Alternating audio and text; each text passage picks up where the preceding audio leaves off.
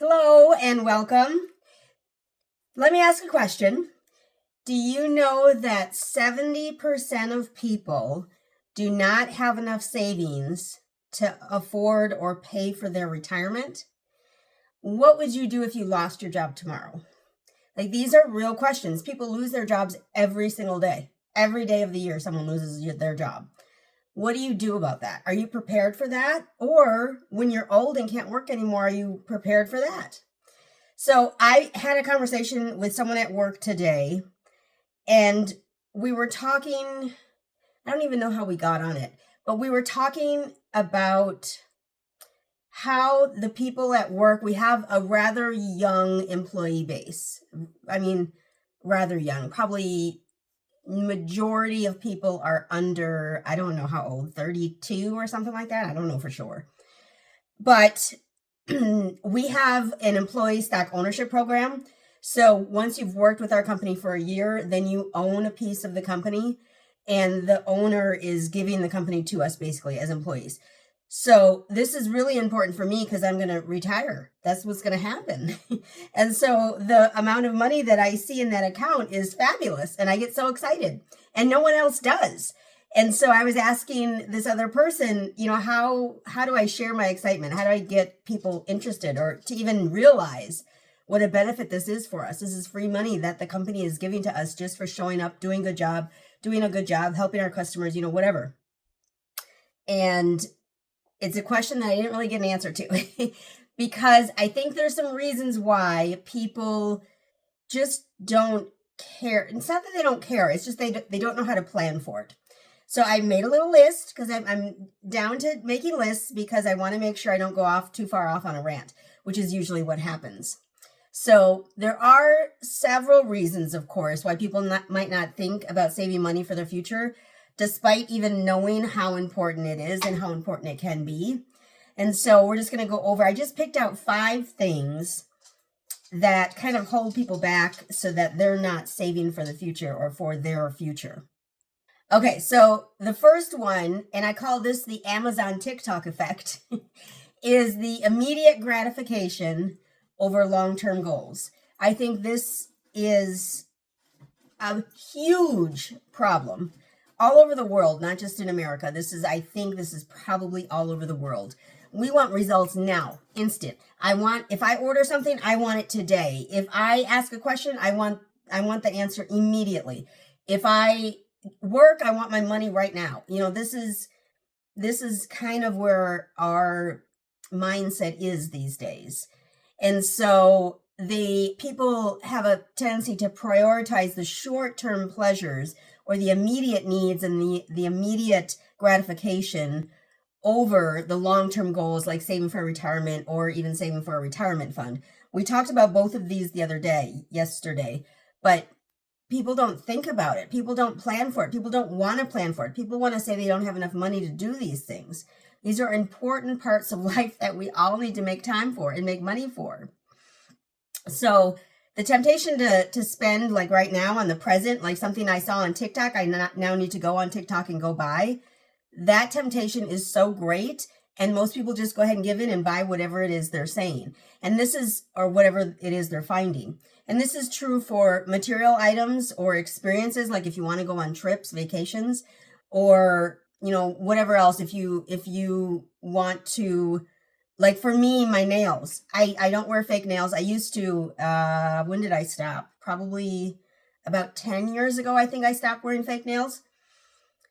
But like that $50 every 2 weeks or whatever, that adds up. So that instant gratification of wanting to have my hands look good became less and less important the older and older I got. But when I was young, especially when I was a teenager, we used to be at that nail shop every week, at least getting the color changed, if not doing a fill. But we, at that time, didn't think about, boy, I could be putting this, at that time, it was only, I think, $20 or $30 to get our nails done. I could be putting this money away and actually be saving for my future. We didn't think about that. And most young people don't. And that's part of the problem. Now, another part of the problem is the lack of financial education. So when we go to school, how many years? We're in school for 12 years. and we spend zero time learning about personal finances and how to handle personal finances.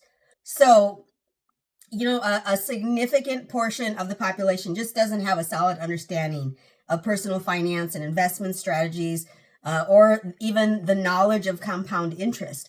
When you understand compound interest, you can understand, geez, if I just save $100 a month over the course of the next 25 years, that $100 a month, which ends up being about $30,000, that's going to be like almost $200,000. But people don't understand that. People don't realize that's even a thing. So without this knowledge, without knowing these little tricks of the trade, which aren't really tricks at all, it's easy to overlook saving for the future or think that, something later is fine. I'll just save later. It's always later, right? That's what I did as a youngster. It was always later. And then when I turned about, how old must I have been? Probably about 28-ish or so. I worked for a company that had a 401k, and I finally started putting money in the 401k. And I worked there for 9 years. At the end of the 9 years, that's when I moved to Texas, and I cashed out my 401k, which isn't a good plan, but I cashed out my 401k so that I could buy a house cash. And guess what? It worked. But imagine how much more money I would have had if I would have started when I was 20 instead of 28, or if I would have started when I was still in high school even. If I would have started when I was 15, 16, it'd have been amazing, right? But we don't know about this. We're not taught this. The only people that teach us this are typically our parents, or if we have some kind of mentor or something when you already are within a career. It's so vitally important. And this is something that should be in classrooms all around America. And it's not. It's not. No one teaches kids this stuff.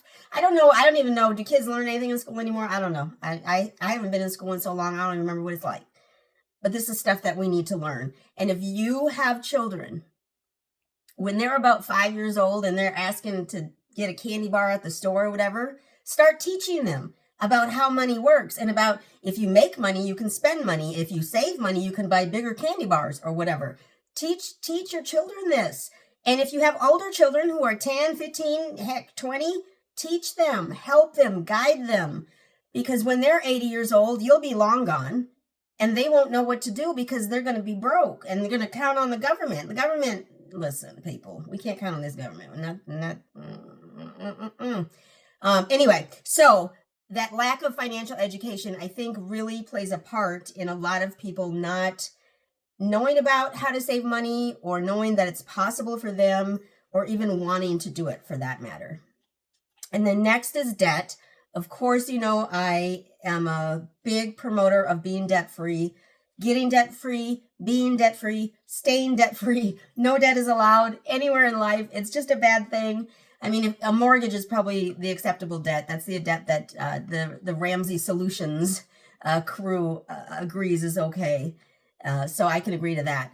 But all this other debt, we need to stop all that other debt. Many times you start getting into debt when you're young. If you're a person that if you're a person that went to college, you may have signed up for debt right then and there when you were signing up for college, because that's what they push. They push the student loans, and everyone has student loans. So, it's fine. Just go ahead and sign up. Everyone has student loans. Oh my God. I remember when I moved here to Texas, my student loans, of course, so student loans cannot be removed or paid back or whatever through bankruptcy. So student loans stick with you forever. So not forever, but until you pay them off. So when I came to Texas, I had my student loans and I needed to get rid of them as quickly as possible, because when I moved here, my income was so low, it wasn't good. It wasn't good at all. But I know that I needed to get out of debt. I knew that. And so I focused every single ounce of my body on getting out of debt. And when I made that last payment, I actually called to make my last payment. And it was like just a relief. It was like the weight came off my shoulders. It was fabulous. And so I encourage you to take the steps that need to happen in order to get debt-free and stay debt-free. Stay there. It's the most peaceful feeling you'll ever feel in life. It's fabulous. And what I want is I want everyone to be able to live freely and live how you want to live. And, you know, Dave Ramsey says, live like no one else so that later you can live like no one else. And that's literally what I did, and literally what you should do. That's what we should do. That's what we need to do. So debt is a problem. And we just, because it's so accepted, especially in America, I don't know about other countries if it's as accepted, but in America, people just assume you have debt. People assume you have car payments and credit cards and student loans and all this debt. Let's not assume. Let's get out of debt and stay that way. Be the unicorn. Is it the unicorn? Is that what people say when you're different? You're the unicorn? Be the unicorn. Okay, be the unicorn. Don't sign up for all this debt. You don't need it. I'm telling you, you don't need it. So when you're in debt, you typically are worried about paying that debt on a monthly basis because you got a bill now you got to pay every month, instead of focusing on the future and how you're going to save money for the future. That's typically what happens when you're in debt. And then the next one is the lack of immediate feedback. So saving for the future doesn't offer any kind of immediate gratification, similar to the first one. There's no immediate response that I see. When I'm putting a couple $100 away in my 401k every month, I mean, you can see it building in your account, but it's so little. It's at the end of the year. If I only did $100 a month in my 401k at the end of the year, that's only $1,200. Now, of course, your 401k is going to go up and down, and you're going to get interest in, you know, all the things. But it just seems like it seems so small. You're not getting that instant, I want to sell a car and I'm going to get $20,000 for the car. It doesn't work like that for retirement. It's not that easy. It's not that quick. So it makes it hard to stay motivated. And this is why getting out of debt is hard, because staying motivated is really tough, especially if you've got a long haul. If you have just a regular median income and you have regular median debt as well, it can seem like it's going to take forever to get out of debt. And sometimes that's true, because if you're not motivated or if you don't stay on track, it will seemingly take forever to get out of debt. So that delayed gratification is kind of difficult for a lot of people to handle, especially when it's easier to enjoy the rewards of going off and spending money right now. Like, it's much more fun to just go right now and go buy. I'm trying to think of something that I would want to buy right now. I have nothing that I want to buy. My birthday. So my birthday is coming. Well, it's not coming up. I got many months. But when it comes, I'm going to want to go out and spend a bunch of money. I was thinking about a cruise. I was thinking about another purse. I was thinking about some sort of just weekend vacation type of thing. And all of that is fine. But imagine if instead of spending that $2,000 or $3,000, you know, to go on a weekend trip, imagine if I instead put that in my retirement account, or, you know, put it right into my 401k or my Roth IRA. Imagine if I did that instead. It'd be such a much bigger benefit in the end, versus a little purse that I'm going to use for a couple years and be done with it and be sick of it. Or versus even the experience of going on a trip. Trips are fabulous. I went on a fabulous trip a couple years ago. It's the most fabulous experience I've ever had, but it costs a lot of money. So was it worth it? Probably not. Probably not. I probably could have had an amazing experience right here somewhere in Dallas. I mean, it's possible. Then the last one, this is the fifth one that I wrote down, and that was that income instability or low wages. This is something that at my job, my company doesn't pay a lot. And that's true of me and all of the people on my team and all of the people on the sales team. We all, you know, are fine. I'm not like starving and I can't feed myself or my pets, whatever. But because I'm one step up on the chain, I make a little bit more than the standard reps or agents who are there. And so they make even less. And I know that that can be a deterrent, or it can just be difficult, because it's hard to live on these wages because everything is so expensive and inflation just keeps pushing it up further and further, and then you get further and further behind. So if you're a person that's living paycheck to paycheck, or, you know, facing even unstable job markets, like right now, if you lost your job, would you be able to get another job? Would you be able to quickly pick back up and keep going? So the idea of saving for the future might feel like it's just out of reach, because I got to worry about today. I got to worry about next week. I got to worry about how I'm going to pay this light bill or whatever it is. Like when you are spending yourself so thin, it is much more difficult, and almost it crushes your motivation, basically, is what happens. So when you're on a super tight budget, any extra money is often allocated to your immediate needs. Like, I need to buy groceries, or I need to pay the light bill, or I need to get an oil change, or, whatever the expenses are. Sometimes if you have children and they have to go like on field trips and stuff, you got to pay for that. I don't know. I have no children. Don't be mad. Don't be mad. I have no children, so I don't understand. But from what I hear everyone talking about, kids are super expensive. And I believe it. Because I was one of those little spoiled little brats when I was a kid, and I wanted everything, and I got everything because I'm a spoiled little brat. And that's just it. You can probably tell that just because I'm spoiled now as well. I spoil myself because that's what I learned growing up, which is really bad. But anyway, so when you have either unstable income or low wages, you may feel like there's nothing left for savings. And yes, that may be true. But remember, if you tighten up your budget even more, if you actually look at a budget, if you actually create a budget every month or every paycheck, you could see if maybe you have $20 extra here, $20 extra there. You can see that, and then you can start planning. It's important to plan for your future. If you are 25 years old, you are in the prime of your life right now. Is that when they say the prime is? I don't know. But now is the time to start saving. If you're 35, guess what? Now is the time to start saving. If you're 45, guess what? Now is the time to start saving. Because no matter what age you are, you're going to get older, and you're going to need money when you can no longer work. That's just the way life works. We're all going to get older. Some of us are going to pass away sooner than others, but we're all going to get older, and we're all going to need money as we get older. And so unless you're going to work until you're 85, you need to start now. Start today. Go to DaveRamsey.com. It's RamseySolutions.com, and find a financial advisor. Just to go visit with them, there is no charge. When they start setting up different accounts for you, then they're going to take a fee out of those accounts when you're putting money in. But there's no charge to go visit with a financial advisor and figure out a plan. This is something you should do. It's something free that every person in America should do. If you create a budget, do nothing else. Create a budget. Create a budget so that you can figure out how you can save $50 a month. $50 a month. And put it into a 401k or a Roth IRA or a regular IRA or some other investment account. Just do it. Because now is the time.